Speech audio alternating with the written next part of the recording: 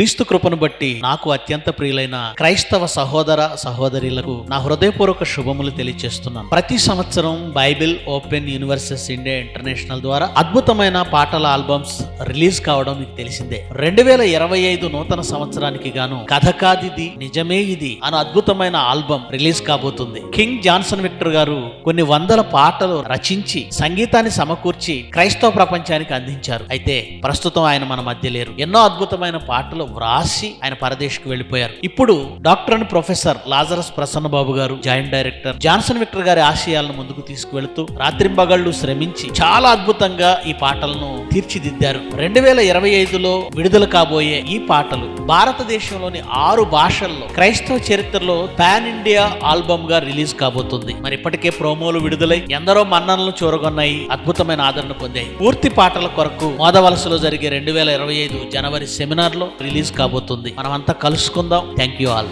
బడిలోని చెప్పని సృష్టికర్త పుస్తకం పరలోకము నుండి పంపబడినది, పరిశుద్ధాత్మ ప్రేరణతో వ్రాయబడినది.